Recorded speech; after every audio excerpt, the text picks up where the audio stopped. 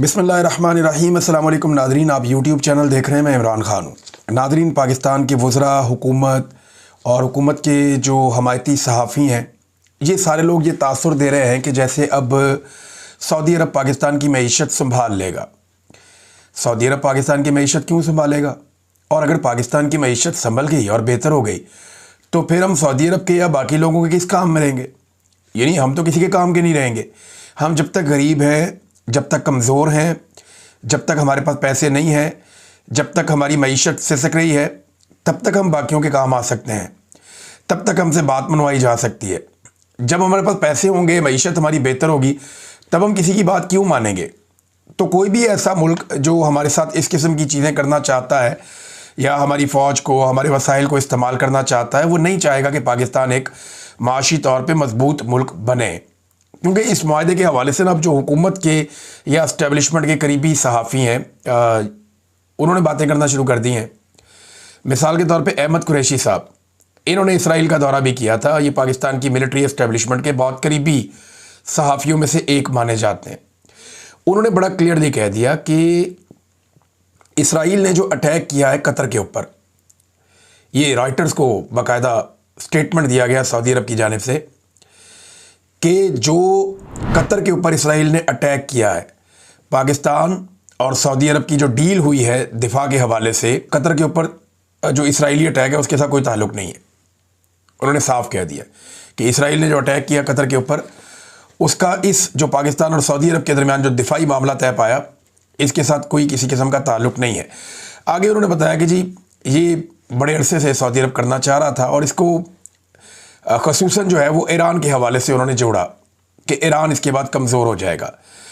अब देखिए, मेरा सवाल भी यही था और बहुत सारे लोग और भी यही पूछ रहे हैं। और जो बड़ा सवाल एक पैदा हुआ कि क्या ये एक अगर मुआहदा हुकूमत पाकिस्तान ने किया है तो इस मुआहदे से पहले पार्लियामेंट को एतमाद में लिया गया? क्या कैबिनेट ने इतने इम्पॉर्टेंट मामले के ऊपर कोई बहस हुई? क्या पाकिस्तान की जो पॉलिटिकल क़यादत है उन्होंने बैठ के इसके ऊपर बात की? क्या ये मामला सेनेट में, कौमी असम्बली में आया? क्या ये काबीना के अंदर रखा गया? क्या ये दिफा की और खारजा की जो वजारतें हैं उनके अंदर ये मामला रखा गया? तो ये सबके लिए एक सरप्राइज़ है। ये मामला पार्लियामेंट से बाहर बाहर हो गया। हालांकि जो आइन है वो इसके ऊपर मुख्तलिफ राय देता है। शहजाद अकबर साहब ने यह मामला उठाया, कुछ और लोगों ने भी उठाया। अब वज़रा ने जो है वो ज़मीन आसमान के कलाबे मिलाना शुरू कर दिए। मिसाल के तौर पे ख्वाजा आसिफ कहते हैं कि ये यूरोपीय यूनियन तर्ज का एक इत्तेहाद है। राना सनाउल्लाह कहते हैं कि पाकिस्तान और सऊदी अरब मिलकर वर्ल्ड सुपर पावर बन गए हैं और पाकिस्तान जो है वो फ़ौजी नुक्ता नज़र से सुपर पावर है और सऊदी अरब जो है वो माशी नुक्ता नज़र से सुपर पावर है। राना सनाउल्लाह साहब को क्या सुपर पावर का मतलब भी पता है कि वो क्या होती है? सुपर पावर का मतलब सिर्फ ये दो चीज़ें नहीं है, टेक्नोलॉजी है, आईटी है, इंडस्ट्री है, दुनिया के बेशुमार अलूम हैं, उनके ऊपर कितनी आपकी कमांड है, आलमी मीडिया पे आपका कंट्रोल क्या है, आलमी एस्टेब्लिशमेंट पे आपका कंट्रोल क्या है, आलमी इदारों पर आपका कंट्रोल क्या है, दुनिया के जदीद तरीन हथियार क्या इन दोनों मुल्कों में से किसी एक के पास हैं? तो बिल्कुल नहीं है। तो हमने ज़मीन आसमान के कलाबे मिलाना शुरू कर दिए और इस तरह शो किया जा रहा है। कुछ जर्नलिस्ट तो ये कह रहे थे, मुजीबुर रहमान शामी साहब को मैं सुन रहा था कि ये 140 अरब डॉलर के पाकिस्तानी जो कर्जे हैं ये ऐसे एवेपोरेट हो जाएंगे, उड़ जाएंगे। देखें, हमारे सहाफ़ियों ने पाकिस्तान के साथ हमेशा बड़ी ज़्यादती की है।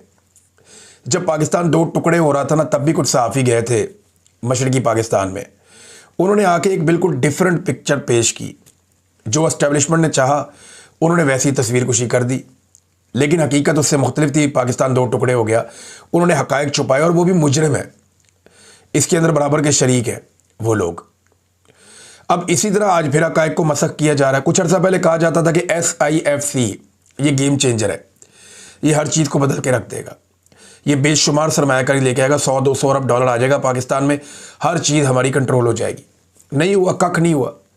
फिर कहा गया मिनरल्स बेचने जा रहे हैं, तो एक छोटी सी कंपनी आई अमेरिका की, वो भी मुआहदा करके निकल गई, MOU साइन करके,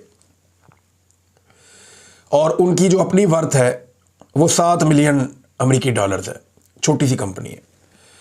और मिनरल्स का हमने इतना रोला डाला कि जनाब ये हो जाएगा, वो हो जाएगा, सारे कर्जे उतर जाएंगे, कुछ नहीं हुआ। फिर हमने कहा जी इन्वेस्टमेंट आ रही है बहुत बड़ी बड़ी, फलाना मुल्क इतने अरब डॉलर दे रहा है, फलाना इतने अरब डॉलर दे रहा है, कुछ भी नहीं आया। तो ट्रक की एक के बाद एक बत्ती है जिसके पीछे पाकिस्तानियों को लगा दिया जाता है। अब ये एक और ट्रक की बत्ती में लगाया गया कि क्योंकि सऊदी अरब का और पाकिस्तान का हमारे पास देने के लिए है क्या सवाए दिफा के, सवाए फौज के, और बचा क्या इस मुल्क में? हर चीज़ तो हमने तबाह कर दी है, कोई इन्वेस्टमेंट कर नहीं सकता, यहाँ पे रूल ऑफ लॉ ही नहीं है, पाकिस्तान में अमन व अमान ही नहीं है। और हम जब किसी और को कहते हैं कि हम आपकी हिफाजत करेंगे, तो क्या हम अपनी हिफाजत कर पा रहे हैं? आज पाकिस्तान के अंदर पाकिस्तान के फौजी जवान, दीगर सिक्योरिटी फोर्सेस के लोग और आम शहरी रोज़ाना की बुनियाद पे शहीद हो रहे हैं। कितनी जानें रोज़ चली जाती हैं। क्या हम पाकिस्तान को महफूज बना पाए जो हम दूसरे मुल्कों को ये ऑफ़र कर सकते हैं कि हम आपको भी महफूज बनाएंगे? ये पाकिस्तान एक मुल्क है, एक सिक्योरिटी कंपनी नहीं है। अहमद कुरैशी साहब कह रहे हैं कि ये इसराइल के ख़िलाफ़ नहीं है। यानी राणा सनाउल्लाह साहब की बात तो सुने ना, वो कहते क्या है? वो कहते हैं जी कि जिस मुसलमान मुल्क पर जारियत होगी तो ये वर्ल्ड सुपर पावर इसका नोटिस लेगी और मदद करेगी। भाई 56 इस्लामी मुल्कों की एक फ़ोर्स पहले भी बनाई हुई है हमने, और इसराइल को वो हमले से अभी तक मना नहीं कर सकी। सबसे पहले अगर ये एक फ़ोर्स बनी है और इसी मकसद के लिए बनी है कि मुसलमानों के ख़िलाफ़ जुल्म और बर्बरियत बंद करवानी है, तो कश्मीर और फ़लस्तीन को आज़ाद करवाना चाहिए इस फ़ोर्स को। क्या ये कर पाएंगे? मुझे तो नहीं लगता, क्योंकि इसके मकासद वो नहीं है। और हरमैन शरीफैन का क्योंकि एक जज्बाती बड़ा हमारी वाबस्तगी है हरमैन शरीफैन के साथ, तो ये उसका नाम बीच में लेकर आते हैं सारे, और मौलवी हमें ब्लैकमेल करते हैं उसके बाद। जबकि अहमद कुरैशी हमारे साथ बता रहा है कि जनाब ये एक्चुअली इसके मकासद कुछ और है। ये कोई मुसलमानों को गैर मुस्लिमों से बचाने के लिए ये इत्तेहाद नहीं हुआ। ये इत्तेहाद सऊदी अरब और पाकिस्तान के बीच में हुआ है ताकि जो दूसरे फ़िरके के मुसलमान हैं उनके खिलाफ एक मजबूत ताकत बन जाए। ईरान वगैरह बाकी लोगों की बात हो रही है। तो ये अहमद कुरैशी साहब ने ये बात बताई, मैं अपने से नहीं कह रहा। देखिए, सबसे पहले तो पाकिस्तान में बदअमनी ख़त्म करनी पड़ेगी ना, दहशतगर्दी ख़त्म करनी पड़ेगी, शिद्दत पसंदी ख़त्म करनी पड़ेगी। सऊदी अरब में तो ऐसे वाक़यात नहीं होते, पाकिस्तान में होते हैं। पाकिस्तान की ज़्यादा माशी ज़रूरतें हैं और इस किस्म की ज़रूरतें सिक्योरिटी की पाकिस्तान में ज़्यादा है। पाकिस्तान में लोग गैर महफूज हैं, सऊदी अरब में नहीं है। तो अब ये फ़ौज अगर सऊदी अरब के साथ हम एक मुआहदे में जा रहे हैं, तो क्या यमन से लड़ेगी, ईरान से लड़ेगी, या ये सिर्फ एक मुआहदा रहेगा? और क्या सऊदी अरब भी पाकिस्तान के लिए लड़ेगा जब खुदा न खास्ता इंडिया पाकिस्तान की जंग होती है? तो ये भी सवालात लोग उठा रहे हैं। तो सवालात का एक भंडार है। लेकिन फिर भी मैं बतौर एक सहाफ़ी और एक पाकिस्तानी मैं ये कहूँगा कि सऊदी अरब और पाकिस्तान के ताल्लुकात जितने अच्छे हों उतने कम हैं, जितने मुआहदे हों उतने कम हैं। हमें हर फील्ड के अंदर मुआहदे करने चाहिए, चाहे दिफा है, चाहे मईशत है, चाहे कोई और शोबे है, तालीम का शोबा है, टेक्नोलॉजी का शोबा है, और इसके अलावा पाकिस्तान से बहुत बड़ी तादाद में लेबर जाती है। तो हर शोबे में, हर जगह पे हमें सऊदी अरब के साथ मुआहदे करने चाहिए। ये पाकिस्तान और सऊदी अरब दोनों के मफाद में है। पाकिस्तान तहरीक इंसाफ ने बड़ा अच्छा मौक़िफ़ दिया बेचोर। उन्होंने कहा जी अभी तक हमें ये तो नहीं पता कि इस मुआहदे के अंदर क्या है, इसकी तफसीलात तो अभी हमारे साथ शेयर नहीं की गई। वो तो अभी मुझे भी नहीं पता, किसी को आइडिया नहीं है कि तफसीली मुआहदा क्या है, इसके अंदर डिटेल्स क्या है। लेकिन उन्होंने कहा कि उम्मत मुस्लिमा मजबूत जब हो, जिस भी मुआहदे से हो, हम उसकी हमायत करते हैं। ये बड़ी पॉजिटिव थिंकिंग है, बड़ी अच्छी उन्होंने बात की है कि अगर पाकिस्तान और सऊदी अरब करीब आ रहे हैं किसी भी बहाने, तो ये बुरी बात नहीं है, ये अच्छी बात है। लेकिन इसके नतीजे में पाकिस्तान को किसी और मुसलमान मुल्क से अपने आप को दूर नहीं करना, ये भी सेम टाइम में बड़ा ज़रूरी है। हमारे सऊदी अरब के साथ मिसाली और शानदार ताल्लुकात होने चाहिए, लेकिन बाकी जो मुसलमान ममालिक हैं उनके साथ भी हमारे अच्छे ताल्लुकात होने चाहिए। और किसी एक मुल्क से ताल्लुकात के लिए दूसरे मुल्क से हमारे ताल्लुकात ख़राब नहीं होने चाहिए। नाज़रीन, शाम के सदर जुलानी ने एक स्टेटमेंट दिया है, और उन्होंने इस मौके पे स्टेटमेंट ये दिया कि इसराइल के साथ कोई सिक्योरिटी मुआहदा शाम भी करने जा रहा है। ये खुशखबरी उन्होंने सुनाई है। देखिए, अब सिचुएशन आप ज़रा दुनिया की चेक करें कि शामी सदर ट्रंप के साथ मुलाकात करवाई थी सऊदी क्राउन प्रिंस ने सऊदी अरब में, और शाम के सदर जो हैं वो इसराइल के साथ मुआहदा कर रहे हैं, सऊदी क्राउन प्रिंस जो हैं वो पाकिस्तान के साथ मुआहदा कर रहे हैं। तो सब अपने अपने फ़ायदे के मुताबिक अपने अपने फ़ैसले करते हैं। तो पाकिस्तान को भी ये पूरा हक है कि पाकिस्तान अपना जो भी फ़ैसला करे वो अपने फ़ायदे के मुताबिक करे, लेकिन फ़ैसलों में कुछ उसूल जो हैं वो बड़े वाज़े होने चाहिए कि हम किसी भी दूसरे मुल्क से अपने ताल्लुकात बिगाड़ना नहीं चाहेंगे।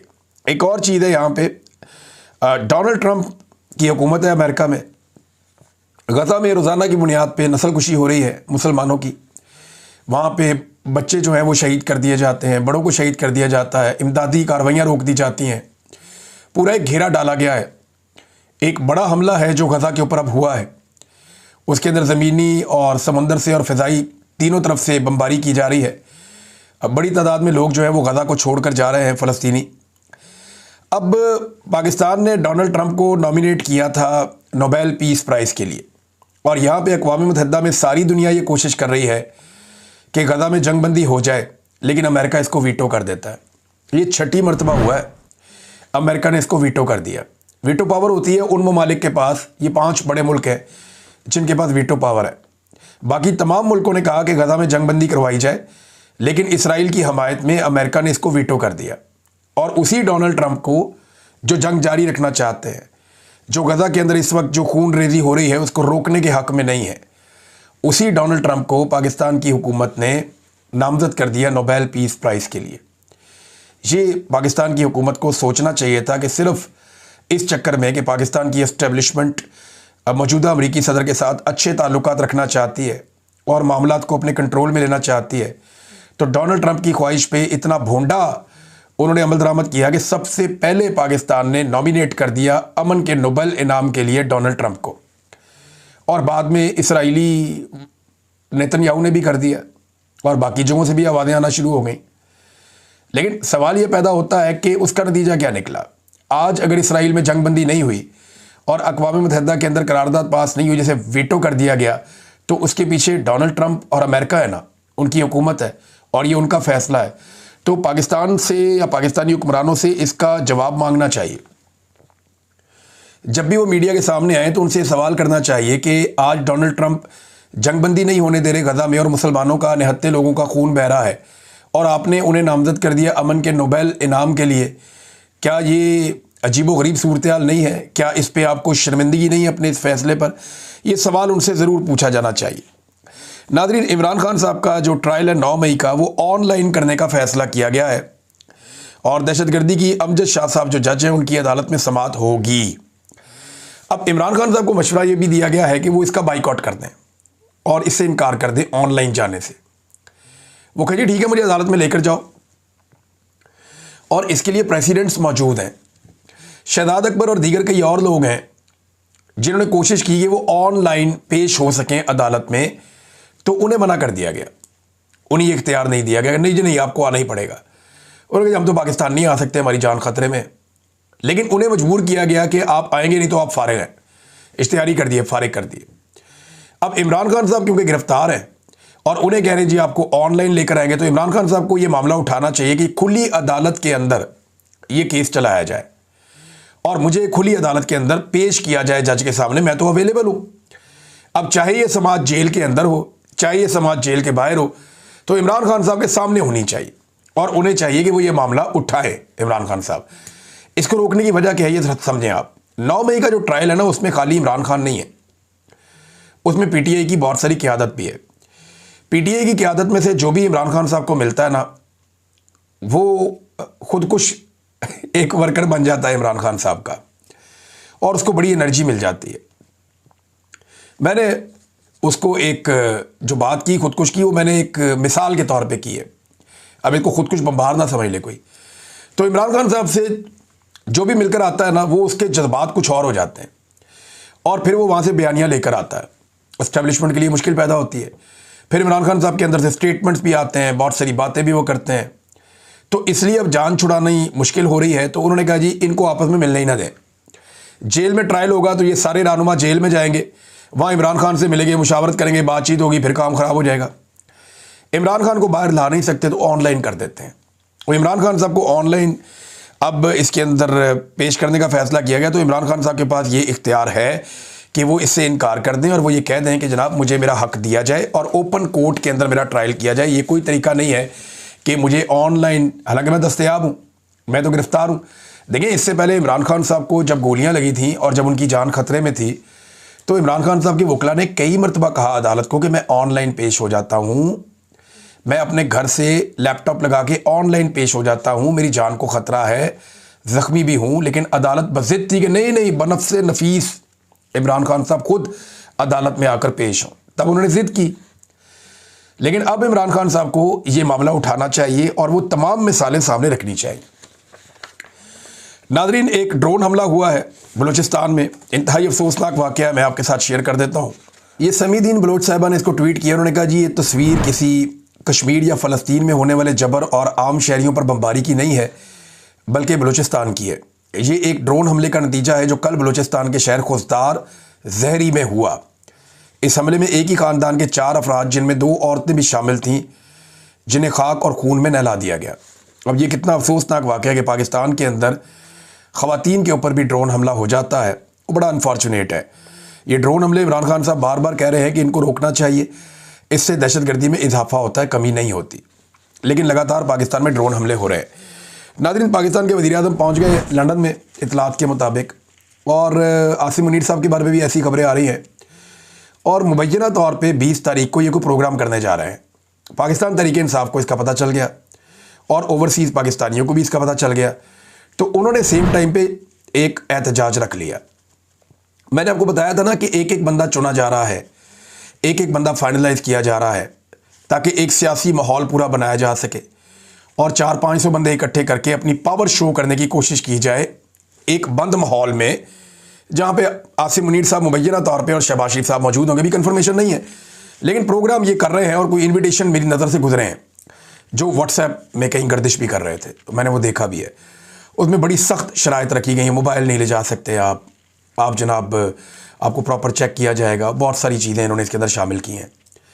लिहाजा वो जो प्रोग्राम है उसके ख़िलाफ़ पाकिस्तान तहरीक इंसाफ ने भी अपना पोस्टर जारी कर दिया है। ज़रा ये पोस्टर अगर आप देखें तो आपको आइडिया हो जाएगा कि तहरीक इंसाफ या ओवरसीज़ पाकिस्तानियों के दिमाग में क्या चल रहा है। इस पोस्टर पे लिखा हुआ है कि 20 सितंबर को सैटरडे को 3 बजे एक एहतजाज करने जा रहे हैं, और ऊपर आसिम मुनीर और इमरान खान की फ़ोटो बनाई हुई है। यानी ये मुकाबला ओवरसीज़ पाकिस्तानियों के मुताबिक आसिम मुनीर और इमरान खान के बीच में है। ये इन 2 लोगों के बीच में ये मुकाबला है, और बाकी किसी सियासतदान की फ़ोटो नहीं है, शहबाज शरीफ की, मरियम की, नवाज शरीफ, कोई खाते में ही नहीं है। उन्हें पता है इस वक्त इक़्तिदार आसिम मुनीर साहब के पास है, तो उनके खिलाफ किया है। आसिम मुनीर साहब के ऊपर उन्होंने क्रॉस लगाया हुआ है, और नो एक्सटेंशन नो डिक्टेटर उन्होंने ये लिखा है पाकिस्तान तहरीक इंसाफ ने, और 20 तारीख को ये एहतजाज करा। अब ये तहरीक इंसाफ का एक बड़ा इम्तिहान भी होगा और ओवरसीज़ पाकिस्तानियों का भी। इससे पहले वो बहुत बड़े बड़े मुजाहरे करते रहे हैं यहाँ बरतानिया में, लेकिन सवाल ये, और इसमें एक और चीज़ जो इन्होंने लिखी वो बड़ी इंपॉर्टेंट है। उन्होंने कहा जी कि ये मैंने इस पोस्टर में तो नहीं, एक और पोस्टर में मैंने देखा था, वहाँ लिखी हुई थी कि आपकी सिक्योरिटी के लिए आपको मास्क प्रोवाइड किए जाएंगे। जो लोग नहीं चाहते कि उनका चेहरा नज़र आए, क्योंकि ये एम्बेसी वाले वीडियोस बना के और वो एजेंसियों को भेजते हैं, वो फिर उनकी फैमिली, उनके ख़ानदानों को ढूंढते हैं, वहाँ पे उन्हें हरासा करते हैं पाकिस्तान में, तो उसके लिए उनको मास्क दिए जाएंगे। मैंने पता किया तो पता चला कि इमरान खान साहब के चेहरे के मास्क हैं जो उनको पहनाए जाएंगे और लोग वहाँ पे एहतजाज करने के लिए आ जाएंगे। अब ये नाज़रीन इस वक्त सिचुएशन है। तो आसिम मुनीर साहब के ख़िलाफ़ एहतजाज 20 तारीख को एम्बेसी के बाहर जो है वो किया जा रहा है। पाकिस्तान एम्बेसी जो है लंदन में, वहाँ पे इन्होंने फ़िलहाल अभी तक जो प्रोटेस्ट का एरिया बताया है वो यही है, हाई कमीशन पाकिस्तान का जो है उसके बाहर ये एहतजाज किया जाएगा। तो तहरीक इंसाफ के लिए बड़ा इम्तिहान ये है कि अंदर बंदे ज़्यादा हैं या बाहर बंदे ज़्यादा हैं। मुकाबला तो अब ये है, तो अब पता चलेगा कि PMLN ज़्यादा बंदे इकट्ठे कर सकती है यहाँ पे, अपने सारे सरकारी वसाइल को इस्तेमाल करते हुए मुख्तलिफ मुल्कों से वो लोग इकट्ठे कर रहे हैं, वो ज़्यादा बंदे इकट्ठे कर सकते हैं बरतानिया में, या पाकिस्तान तहरीक इंसाफ या ओवरसीज़ पाकिस्तानी ज़्यादा बड़ी तादाद में निकल के एहतजाज के लिए आते हैं। नाज़रीन, एक और बड़ी अजीब खबर जो कल हुआ वाक़या पाकिस्तान में, हैरान कुन है कि एक दिन के लिए सिर्फ फ़ैसला आया जस्टिस बाबर सत्तार साहब का, और वो इंसाफ पर मबनी फ़ैसला था, जिसमें एक मेजर जनरल हफीज़ुर रहमान साहब को, जो चेयरमैन PTA गलत तरीके से लगाया गया, उन्हें फारिग कर दिया गया, मुअत्तल कर दिया गया, और वज़ीर-ए-आज़म को कहा गया जी आप नया लगाएं। तो आज जनाब उस फैसले की औकात ये है, यानी एक हाई कोर्ट के जज के फैसले की औकात एक रिटायर्ड जर्नैल के सामने कख भी नहीं है, और आज जो है 24 घंटे के अंदर अंदर उन्हें वापस बहाल कर दिया गया। ये है नाज़रीन इस मुल्क में निज़ाम इंसाफ की हालत, और इस्टेब्लिशमेंट ने तय कर लिया है कि जजों को भी तुन दो, इदारों को भी तुन दो, अवाम को भी बेड़ा गर्क करके रख दो, सियासी जमातें फारिग कर दो, पार्लियामेंट की कोई औकात नहीं है। इस वक्त इस्टेब्लिशमेंट ने पूरे मुल्क के ऊपर जबरन कब्जा कर लिया। रूल ऑफ लॉ नाम की कोई चीज़ नहीं बची। इस मुल्क में कौन इन्वेस्टमेंट करेगा? अब ले दे के हमारे पास सिर्फ फौज रह गई है जो हम ऑफर कर सकते हैं और कुछ नहीं कर सकते। अब तक के लिए इतना ही। अपना ख्याल रखिएगा, अपने चैनल का भी। अल्लाह हाफ़िज़।